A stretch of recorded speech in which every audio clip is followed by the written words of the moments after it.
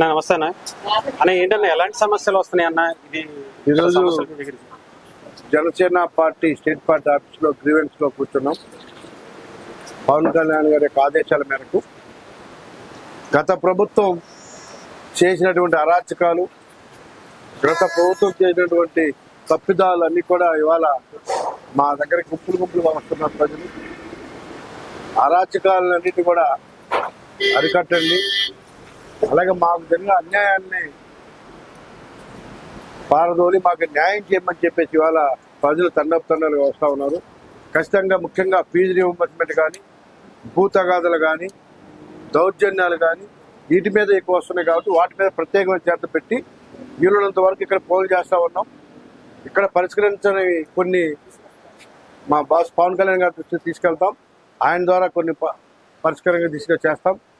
ఇంకేమైనా మిగిలిన కూడా వాటిని కూడా మళ్ళీ ఒకసారి పరిశీలించడానికి ప్రయత్నం చేసి ఇక్కడికి వచ్చిన ప్రతి ఒక్కరికి కూడా న్యాయం చేయడానికి మా వంతు ప్రయత్నం చేస్తాం. రాష్ట్రంలో ఎలాంటి ప్రభుత్వం రన్ అయిందో మాట దాకా మరి ప్రజలందరూ కూడా పండుగ వాతావరణం, అంటే ఆ రోజు దీపావళి ఏ విధంగా చేసి నరకాసురుడు చనిపోతే ఇవాళ ప్రభుత్వం పోతే అలాంటి పండుగ వాతావరణం నెలకొంది.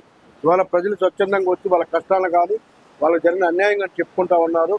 ఖచ్చితంగా అన్నీ కూడా పరిష్కరించే దిశగా ప్రయత్నం చేస్తాం.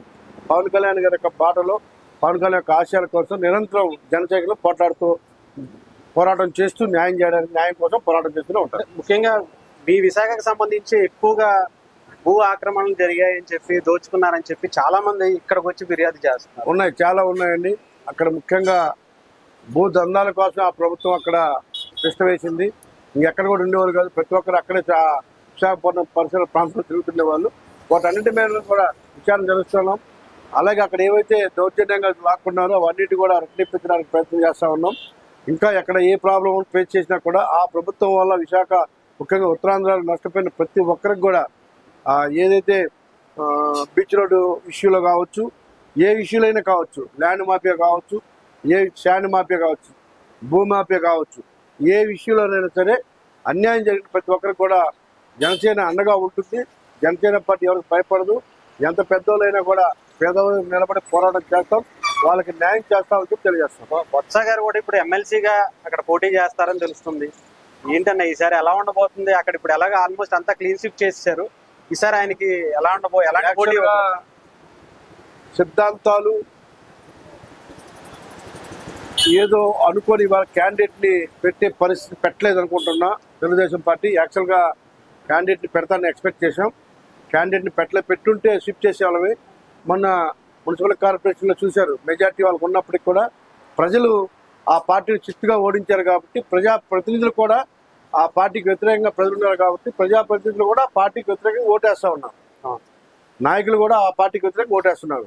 మీకు ఉదాహరణకి మొన్న జీఎంసీ స్టాండింగ్ కమిటీ ఎన్నికలు చిత్తుగా ఓడిపోయింది. 10కి 10 మేము గెలిచాం.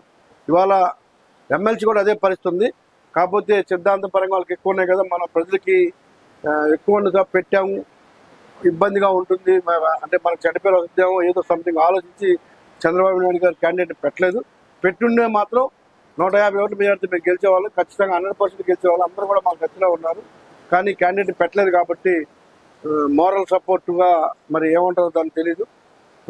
మెజార్టీ లేదు కాబట్టి నాయకుడు వద్దన్నారు కాబట్టి మేము అందరం కూడా నాయకుడి బాటలో అంటే వైసీపీ మొత్తానికంటే ఒక్కొక్కటిగా ఎదురు దెబ్బ తగులుతుంది. కంప్లీట్ గా రాష్ట్రం అంతా కూడా చాలా మంది నాయకులు బయటకు వస్తున్నారు. ముఖ్యంగా ఉత్తరాంధ్ర నుంచి మీరు ఎలాగో ఇప్పుడు జీవీఎంసీ నుంచి చాలా మందిని బయటకు తీసుకొచ్చేసారు.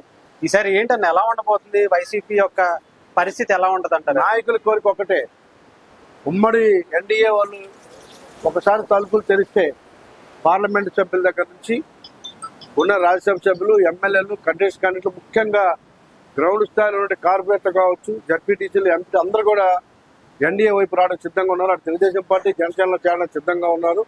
కాకపోతే మా నాయకులు ఇంకా ఆ తలుపులు తెరవలేదు. ఓపెనింగ్స్ కానీ తలుపులు తెరిస్తే పూర్తిగా మాకు బాధలు అప్పచెప్తే ఆ పార్టీని షిఫ్ట్ చేసేస్తాం. ఎవరు ఉండరు ఆ పార్టీలో. ఆ పార్టీ పూర్తాప్తం అయిపోద్ది. అలాంటి పార్టీ ప్రజలు ఎవరు ఉండకూడదు. ఎందుకంటే ఒక ఆరుగురితో నడిపించే పార్టీ ప్రజాస్వామ్యంలో ప్రజల పక్షాన్ని నిలబడాలి తప్ప మేము డిక్టేటర్షిప్ చేస్తాం, ఇట్లాగా పరిపాలిస్తామంటే ఒక జగన్మోహన్ రెడ్డి గారిని ఏ విధంగా ఓడించారో అదే నిదర్శనం. అంత చిత్తుగా వాడడానికి కారణం కూడా డిక్టేటర్షిప్పే.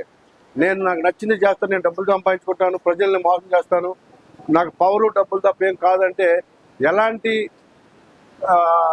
పరిస్థితులు ఎదుర్కొంటారో ఉదాహరణకి దేశవ్యాప్తంగా అందరి కళ్ళు కూడా జగన్మోహన్ రెడ్డి గారి మీద ఉన్నాయి. సో ఆయనే ఉదాహరణ తీసుకోవచ్చు. ఎంత విర్రవీగినా, ఎంత మాఫియా చేసినా, ఎంత దౌర్జన్యం చేసినా కూడా ప్రజలుగా అనుకూలంగా పరిపాలన లేకపోతే ఎంత చిత్తుగా ఓడిస్తారో జగన్మోహన్ రెడ్డి గారిని ఉదాహరణ తీసుకోవచ్చు. దేనికైనా అంత దారుణంగా ఎవరు కళ ఊహించలేదు. అంత దారుణంగా ఓడిపడి ఎవరు బయట కూడా పడకుండా ఓడిపడక కాను ఆయన వ్యవహార శైలి, ఆయన దౌర్జన్యాలు, ఆయనకు ఉన్నటువంటి డబ్బు పిచ్చి, ఆ వ్యామోహంతో చిత్తుగా ఓడిపోయిన విషయాన్ని ప్రజలు ఓటు రూపంలో చూపించారు. అంటే మొన్న కూడా అంటే పవన్ కళ్యాణ్ గారిని కానీ చాలా మందిని విమర్శించే వాళ్ళలో దువ్వాడ శ్రీనివాస్ గారు కూడా పర్సనల్ గా కూడా ఆయనకి ఇప్పుడు ఆ పరిస్థితి వచ్చింది, ఏమంటారంట దాని గురించి? నేను గతంలో చాలా సార్లు చెప్పే ప్రెస్ మీట్లో ప్రతిరోజు ఒకరికి ఒక రోజు వస్తూ ఉంది. ఆ రోజు కోసం వెయిట్ చేయాల్సిందే. అలా కాలచక్రం తిరుగుతూ ఉంటుంది. అది జగన్మోహన్ రెడ్డి లేకపోతే ఇంకొక రాని పక్కన పెడితే, నేను గతంలో అతనికే చెప్పా, నువ్వు ఎందుకు ఇలా రెచ్చిపోతున్నావు, వ్యక్తిగత విషయాల దూరం కూడా అతనికి చాలా హెచ్చరించాం. ఇవాళ ఆయనకి అంటుకుపోయింది. అలాగే జగన్మోహన్ రెడ్డి గారు చెప్పాను, నేను 151 ఇచ్చారు దేవుడు 151 ఇచ్చాడు, స్క్రిప్ట్ రాశాడు. ఆయనకి తిరిగి రివర్స్ లో రాశాడు దేవుడు స్క్రిప్ట్. అంటే మనం తెలుగుతుంది మన మీద పడుతుంది. ఆయన స్క్రిప్ట్ రాశాడు చాలా సార్లు పదే అసెంబ్లీలో అనేవాడు. మరి ఆ స్క్రిప్ట్ ఏమైంది? ఇవాళ దేవుడు అదే విధంగా రాశాడు. క్రికెట్ మ్యాచ్ ఆడుకుని 11 మందిని ఇచ్చాడు. సిగ్గు తల వంచుకొని కనీసం అసెంబ్లీ అడిగి పెట్టే విధంగా కూడా కాదు. అంత రెచ్చిపోయిన వ్యక్తి తల దించుకొని కన్నీరు పెట్టుకుంటే ఇవాళ బయటకు వచ్చాడు. అంటే రెచ్చిపోతే ఏ విధంగా ఉంటుంది?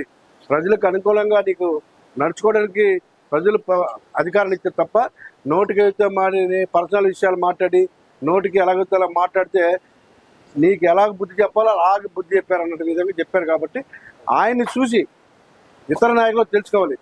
ఎవరు? జగన్మోహన్ రెడ్డి గారిని చూసే నేర్చుకోవాలి. అందరికీ బుద్ధి రావాలి. ఆ విధంగా ఉన్న ప్రతి ఒక్కరు కూడా ఆయనే రాజనీతి, ఇంకంతే, మీరు ఎవరు అవసరం లేదు. ఎగ్జాంపుల్ ఆయన్ని తీసుకోవచ్చు అన్ని విధాల. సో అలాంటి వ్యక్తికి ఎలాగ బుద్ధి చెప్పారన్న విషయం కూడా మీరు గుర్తుపెట్టుకోవాలి. ప్రతి నాయకుడికి కూడా రెచ్చిపోయిన వాళ్ళు చూడండి, 10 మంది దాకా నోటికి ఏవైతే మాట్లాడారు ఇవాళ తుప్పులో కలిసిపోయారు. అలా అందులో ఈ దువ్వాడ ఒకడు, అంతకు మించి ఇంకేం లేదు. ఇంకెవరన్నా వచ్చారంటే చాలా మంది ఉన్నారు. జగన్మోహన్ రెడ్డి గారికి కూడా ఇలాంటి పర్సనల్ ఇష్యూస్ బయట ఉన్నాయని చెప్పి బయటకు వస్తాయి, వాటి గురించి కూడా అంటారండి చాలా మంది. పర్సనల్ ఇష్యూస్ మాట్లాడకూడదు. ప్రతి ఒక్కరికి ఎవరు పర్సనల్ ఇష్యూస్ ఉంటాయి. ఆ పర్సనల్ ఇష్యూస్ గురించి మనం మాట్లాడడం, వాళ్ళకంటే విజ్ఞత లేక, సంస్కారం లేక, సంసారహీనులు కాబట్టి వాళ్ళు అలా మాట్లాడారు. మన సంస్కారం మన తల్లిదండ్రులు నేర్పించారు కాబట్టి పర్సనల్ ఇష్యూస్ మనం ఏదంటే రాజకీయంగా సిద్ధాంతపరంగా మాట్లాడుకోవాలి తప్ప పర్సనల్ ఇష్యూస్ అన్నవి ఇలా మాట్లాడితే మనకి ఫ్యామిలీస్, వాళ్ళకి ఫ్యామిలీస్ ఉన్నాయి. వాళ్ళ ఎదవలు అయితే మనం ఎదవలు అవ్వకూడదు, వాళ్ళ దరిద్రులు అయితే మనం దరిద్రులు అవ్వకూడదు. సో వీటన్ని దృష్టిలో పెట్టుకొని మనం, మా బాస్ ఒకటే నేర్పారు, పర్సనల్ ఇష్యూస్ టచ్ చేయొద్దు, వ్యక్తిగత దృష్టిలో వద్దు, మీరు ప్రజలకి న్యాయం చేసే విధంగా ప్రజల యొక్క మనోభావాలు, మన సిద్ధాంతానికి అనుగుణంగా మీరు మాట్లాడాలి తప్ప వ్యక్తిగతంగా ఎవరిని కూడా టచ్ చేయొద్దని చెప్పేసి మా బాస్ పదే చెప్తున్నారు. కాబట్టి ఆయన ఆజ్ఞే మా ఆజ్ఞ.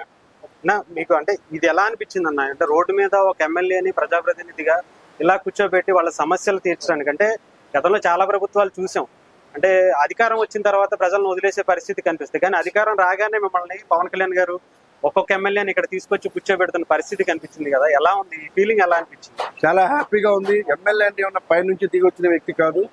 మేము కూడా ఒకప్పుడు ఇలాంటి పరిస్థితుల నుంచి ఈ పొజిషన్కి వచ్చిన వాళ్ళం తప్ప మాకేం కొమ్ములు రాలేదు. సో మేము కూడా చాలా చిన్న స్థాయి నుంచి డే బై డే ఇలా ఎన్నో ఎదుర్కొని వచ్చిన పరిస్థితులు ఉన్నాయి. కాబట్టి మాకు కూడా కష్టం తెలుసు. కాబట్టి ఎక్కడ మనం కూర్చుంటాం, ప్రజల యొక్క కష్టాలను తీర్చడానికి, ప్రజల యొక్క బాధల్ని గమనించి వాళ్ళకి మేలు చేయడానికి పవన్ కళ్యాణ్ గారు ఏం చెప్పినా ఎక్కడ కూర్చొని చేయమని కూడా మేము సిద్ధంగా ఉన్నాం. ఇవాళ దాదాపు 100 మంది సమస్యలు తీర్చడానికి మా ప్రయత్నం మేము చేశాం. కాబట్టి భవిష్యత్తులో ఇంకా మెరుగ్గా సేవలు అందించే విధంగా పవన్ కళ్యాణ్ గారు ఆదేశించాలి, ఇంకా మేము కష్టపడాలి, ఇంకా చేయాలనే కోరిక మాకు కూడా ఉంది. ఆయన ఒక పొజిషన్లో చూసేంత వరకు కూడా జన సైకిల్ రాష్ట్ర వ్యాప్తంగా ఎంత కష్టపడడానికైనా సిద్ధంగా ఉన్నారని తెలియజేస్తున్నాయి. Thank you.